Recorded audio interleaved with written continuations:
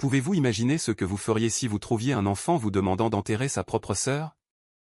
Ce n'est pas juste une question rhétorique, c'est le début d'une histoire vraie qui remettra en question votre façon de voir la valeur de la vie et le pouvoir d'un simple geste de compassion. Roberto Asdo avait toujours été un homme méticuleux, président d'une grande entreprise technologique à Recife. Il était constamment pris dans des engagements, des chiffres et des décisions qui brassaient des millions.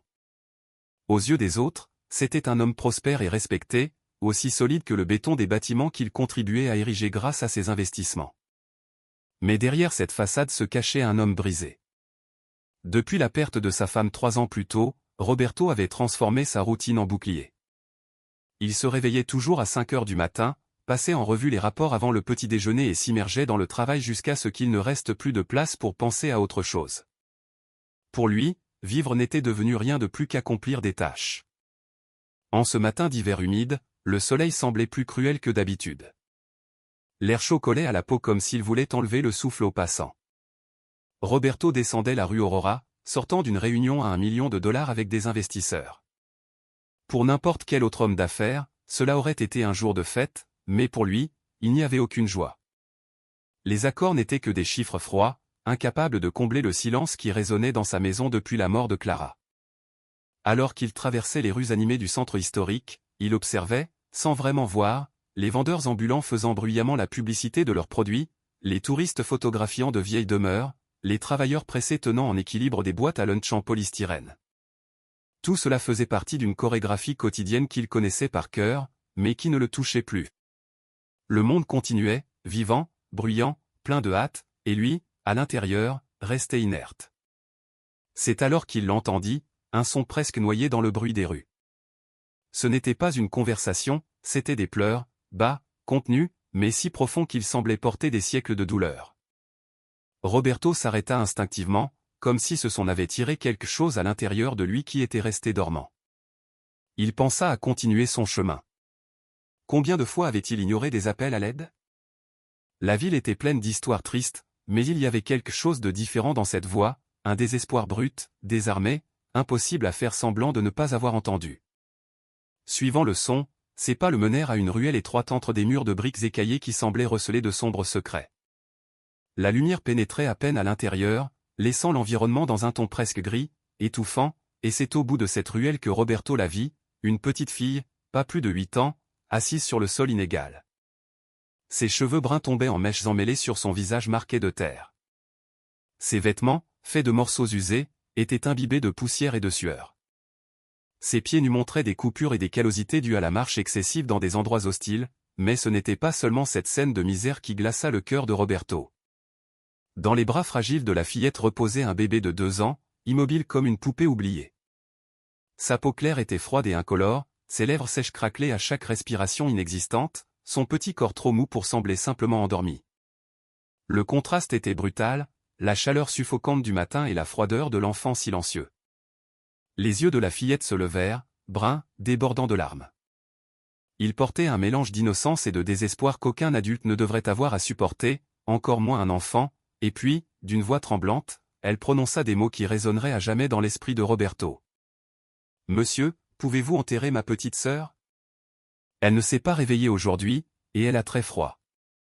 Je n'ai pas l'argent pour de belles funérailles, mais je promets que je travaillerai et vous paierai quand je serai grande. » Pendant quelques secondes, le temps s'arrêta. Roberto eut l'impression d'avoir été frappé à la poitrine. Les mots de la fillette percèrent son armure d'homme habitué aux affaires et aux chiffres et touchèrent précisément la blessure qu'il s'efforçait le plus de cacher, le souvenir de Clara, sa femme, dépérissant sous ses yeux sans qu'il puisse la sauver. Maintenant, devant cet enfant, l'impuissance revenait comme une vague. Il essaya de regarder autour de lui pour trouver un adulte, quelqu'un qui était responsable de ses filles, mais la ruelle était vide, juste lui, la fillette et le corps fragile qu'elle croyait ne plus être en vie. Le silence était lourd, brisé seulement par les pleurs contenus de l'enfant, qui semblait supplier non seulement de l'aide, mais que quelqu'un la voie enfin. Roberto ne répondit pas immédiatement. Ses jambes semblaient collées au sol, et il était essoufflé. Que pouvait-il dire face à une demande aussi cruelle, innocente et dévastatrice? À ce moment, il comprit quelque chose qui allait changer le cours de sa propre vie. Le moment était venu où il ne pouvait plus se cacher derrière des chiffres, des rapports et des réunions. Le poids de cette scène exigeait une décision. Le silence de la ruelle semblait écraser toutes les pensées dans l'esprit de Roberto. Il était toujours paralysé devant la fillette lorsqu'une impulsion presque instinctive le fit s'agenouiller. Il s'approcha prudemment, comme s'il avait peur de confirmer ce qu'il savait déjà, et tendit la main pour toucher le petit corps du bébé. Le froid qu'il ressentit lorsque ses doigts touchèrent sa peau pâle fut comme un coup de poignard au cœur, mais Roberto n'abandonna pas. Il posa le bout de ses doigts sur son cou fragile, à la recherche du signe le plus improbable. Pendant des secondes qui semblèrent une éternité, rien, et puis un pouls, faible, presque imperceptible, mais il était là, la fillette n'était pas morte. Le cœur de Roberto s'emballa. L'air qui ne s'était pas fait depuis qu'il était entré dans la ruelle entra maintenant d'un coup, haletant comme s'il s'était réveillé d'un cauchemar. Il regarda la fillette avec des yeux larmoyants, qui continuait de tenir sa sœur dans ses bras comme si elle tenait le monde lui-même. « Elle est vivante, dit-il, sa voix se brisant. Ta sœur est encore vivante. » La réaction fut immédiate. Les yeux de la fillette s'écarquillèrent, un mélange d'espoir et d'incrédulité, comme si elle avait entendu un miracle. « Êtes-vous sûr ?» murmura-t-elle en serrant encore plus fort le petit corps du bébé. « Elle n'a pas bougé depuis hier soir, elle a tellement froid. » Roberto prit une profonde inspiration. Il savait qu'il n'y avait pas de temps à perdre. Il prit son téléphone portable avec des mains tremblantes et composa le numéro de l'hôpital portugais où il avait encore des contacts grâce aux dons qu'il faisait discrètement depuis la mort de sa femme. La voix ferme d'un médecin expérimenté répondit à l'autre bout du fil, « Docteur Enrique, c'est Roberto Asdo. J'ai une urgence pédiatrique, un enfant dans un état critique. Je l'amène maintenant, préparez les soins intensifs. » Il n'attendit pas de réponse. Il raccrocha et tendit les bras à la fillette. « Donne-moi ta sœur, je dois l'emmener maintenant. » Pendant un instant, la petite fille hésita, ses yeux bruns remplis de larmes, et évalua l'homme en costume qui était apparu de nulle part. Elle ne savait pas qui il était, mais elle savait qu'elle n'avait pas le choix. Avec un geste délicat, elle remit le bébé dans les bras de Roberto, qui fut surpris de voir à quel point elle était légère pour un enfant de cet âge. Sa malnutrition était évidente. « Viens avec moi, dit-il fermement mais doucement. Je ne te laisserai pas seul. » La fillette ramassa un sac en plastique froissé sur le sol, la seule possession qu'elle semblait avoir, et courut après lui. Alors qu'il quittait la ruelle, la ville restait bruyante et indifférente, comme si rien ne s'était passé, mais pour Roberto, le monde n'était plus le même. Il traîna pratiquement la fillette jusqu'à la voiture importée garée au coin de la rue. Les portes se fermèrent avec un claquement métallique, étouffant une fois pour toutes le bruit des rues. Le silence à l'intérieur du véhicule n'était brisé que par les courtes respirations de Roberto et les pleurs silencieux de la fillette. Il ajusta le bébé dans ses bras, observant sa minuscule poitrine se soulever et s'abaisser difficilement. La circulation à Recife semblait encore plus chaotique ce jour-là, les klaxons hurlant, les motos se faufilant entre les voitures, les feux de circulation passant au rouge au mauvais moment. Chaque seconde perdue était une torture.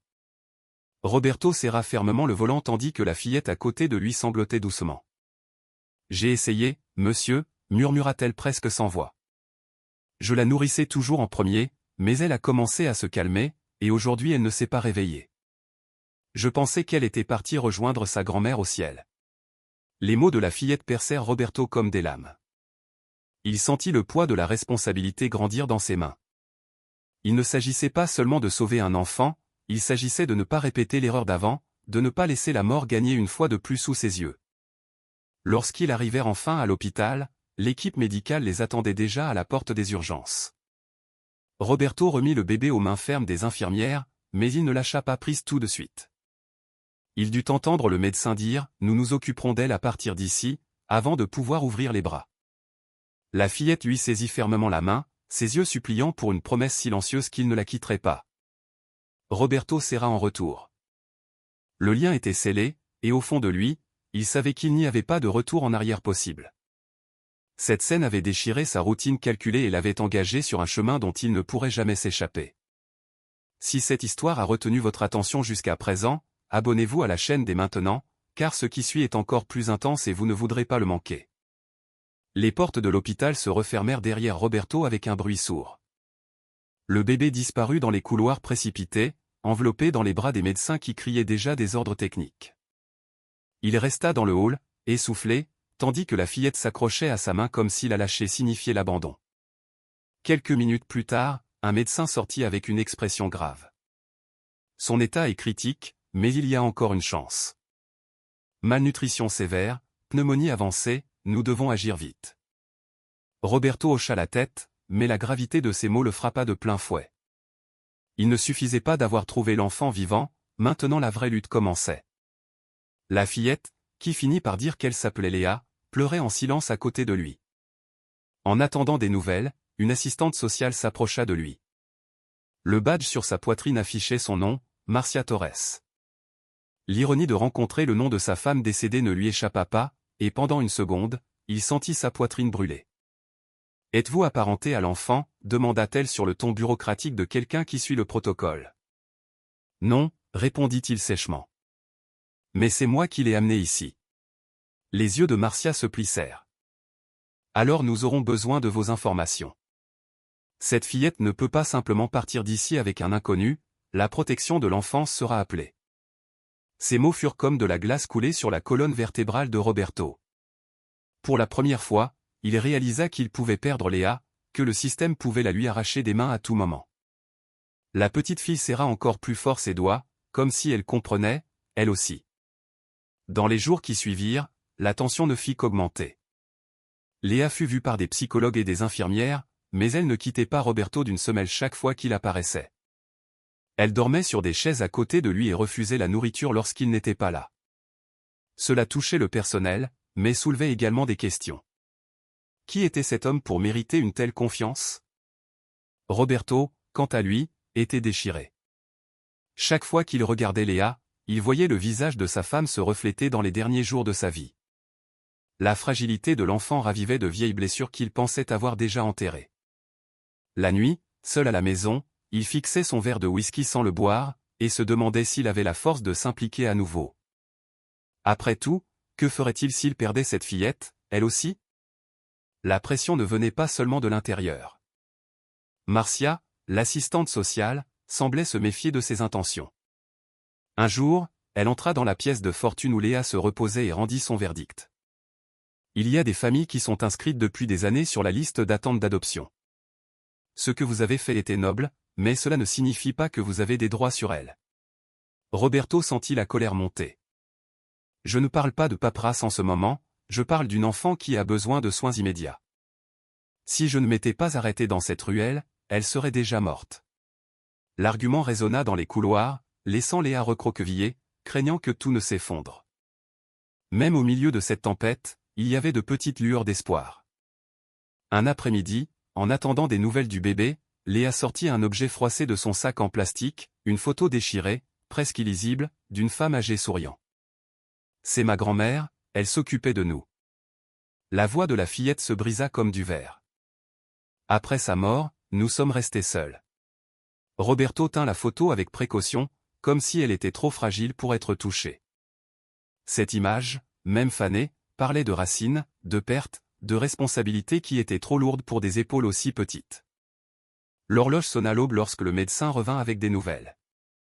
Le bébé a survécu à la première nuit, il est encore tôt, mais elle réagit. Léa fondit en larmes de soulagement, saisissant le bras de Roberto comme si elle voulait fusionner avec lui. C'est à ce moment-là qu'il comprit qu'il ne s'agissait pas seulement de sauver deux enfants, il s'agissait de se sauver lui-même d'une vie dénuée de sens. La route à venir, cependant, était loin d'être facile. La protection de l'enfance avait déjà été informée, des enquêtes seraient ouvertes. Il y aurait des entretiens, des visites à domicile, des rapports techniques. Chaque étape serait accompagnée de regards suspicieux et de rapports formels. Cependant, Roberto était déjà trop engagé pour reculer, et chaque geste de Léa, chaque regard, chaque mot, chaque peur révélée ne faisait qu'accroître sa conviction qu'il ne pouvait plus la laisser seule. Et vous? Que feriez-vous à la place de Roberto? Affronteriez-vous le système ou laisseriez-vous le destin décider? Écrivez ici dans les commentaires, je veux vraiment savoir. Le forum sentait le papier vieilli et le bois ciré. La climatisation était trop froide, mais Roberto transpirait dans son costume sombre. Chaque pas qu'il faisait dans le couloir résonnait trop fort, comme si tous les regards étaient fixés sur lui. À ses côtés, Léa marchait la tête baissée, serrant sa main si fort qu'elle semblait vouloir fusionner avec lui. Dans la salle d'audience, le silence était presque oppressant, une longue table, le juge avec une expression impénétrable, l'accusation d'un côté, l'assistante sociale Marcia de l'autre. Devant eux, Roberto sentait le poids du monde reposer sur ses épaules. « Monsieur Roberto Asdo », commença le juge d'une voix ferme, « nous sommes ici pour évaluer la situation des mineurs placés sous votre responsabilité. » Des mots bureaucratiques suivirent, des protocoles, des inscriptions, des files d'attente d'adoption, des rapports, mais Roberto pouvait à peine entendre. Il ne pouvait que sentir le petit corps de Léa trembler à côté de lui. Lorsque le procureur se leva, le coup fut dur. « Votre honneur, nous ne devons pas oublier qu'il y a des centaines de familles qui attendent depuis des années une adoption légale. L'accusé est un homme d'affaires puissant, mais cela ne le place pas au-dessus de la loi. » Le mot accusé tomba sur Roberto comme une sentence anticipée. Son instinct était de se lever, de se défendre, de crier qu'il ne s'agissait pas de pouvoir, mais de vie. Mais quelque chose le retint, le regard suppliant de Léa, lui demandant de ne pas la laisser seule. Le juge se tourna vers elle.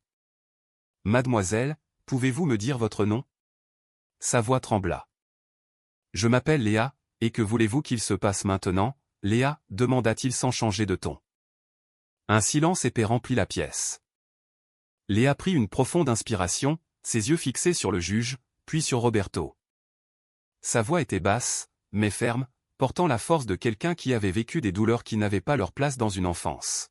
« Je veux rester avec lui. Il n'a pas laissé ma sœur mourir, il ne m'a pas laissé seul. » La salle s'agita de murmures. Marcia, l'assistante sociale, s'éclaircit nerveusement la gorge. « Avec tout le respect que je vous dois, votre honneur, nous ne pouvons pas fonder une décision légale sur les appels émotionnels d'un enfant traumatisé. » C'est à ce moment-là que Roberto explosa.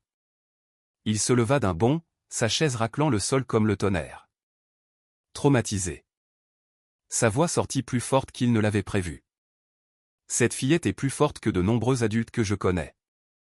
Elle s'est occupée de sa sœur dans la rue, a eu faim pour pouvoir nourrir le bébé en premier, et pourtant la voilà debout, demandant seulement de ne pas être arrachée à la seule personne qui lui reste. Le juge leva la main, demandant le silence, mais Roberto ne recula pas.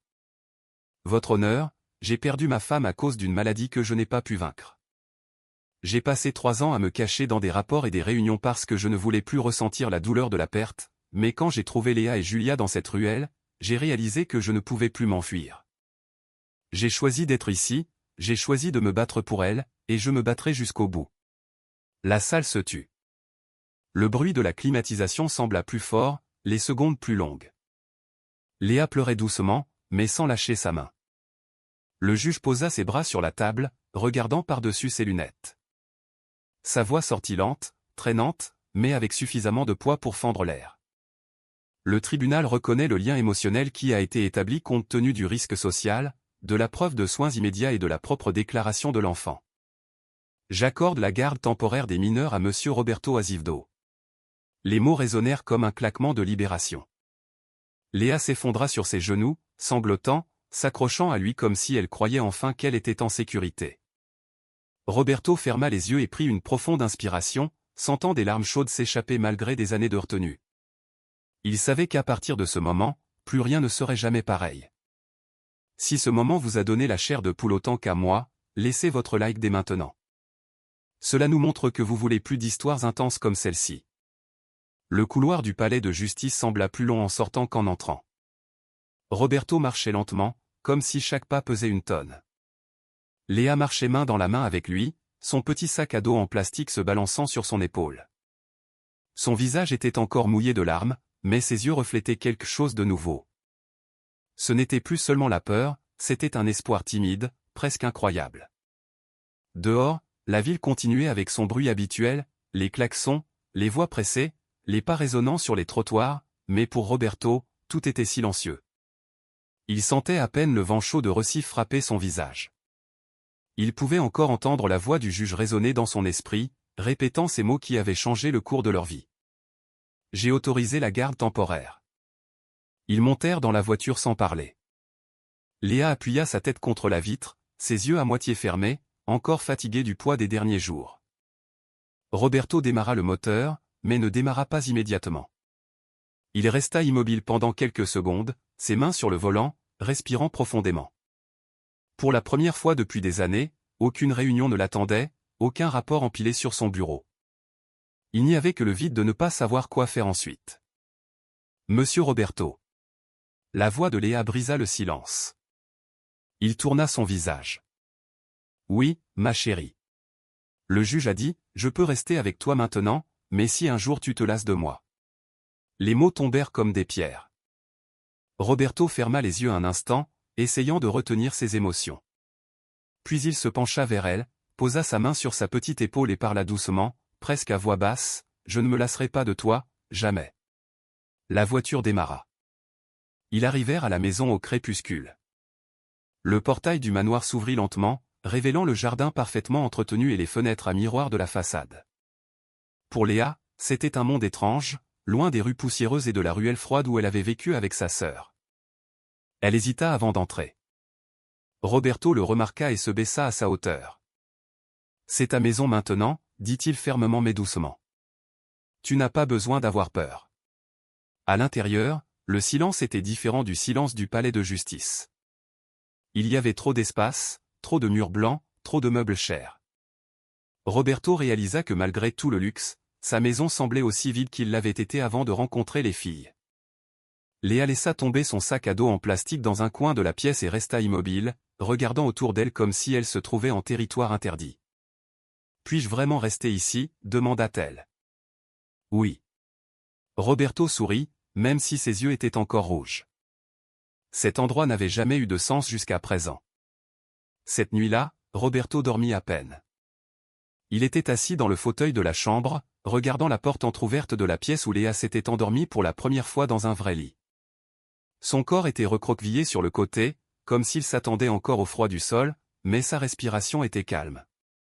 Pour la première fois depuis qu'il l'avait trouvée, elle dormait paisiblement. Roberto inclina la tête en arrière et ferma les yeux, mais les souvenirs revinrent en force, Clara, sa femme, fragile dans son lit d'hôpital, lui tenant la main dans ses derniers instants.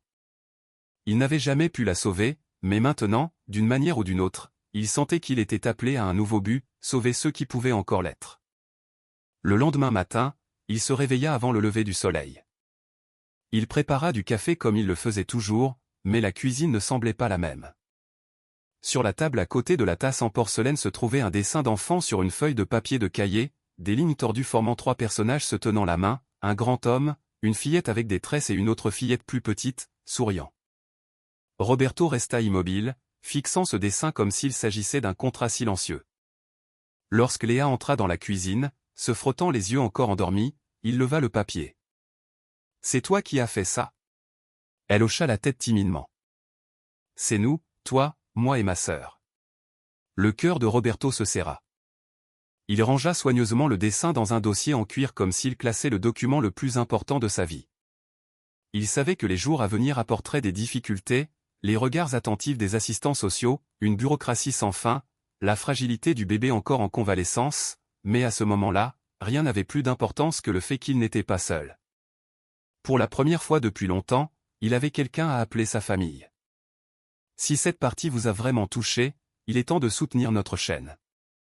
Si vous ne vous êtes pas encore abonné, abonnez-vous maintenant, et si vous faites déjà partie de notre famille, envisagez de laisser un super merci. C'est un geste qui nous aide à continuer à vous apporter des histoires comme celle-ci. Ce matin sembla différent de tous les autres.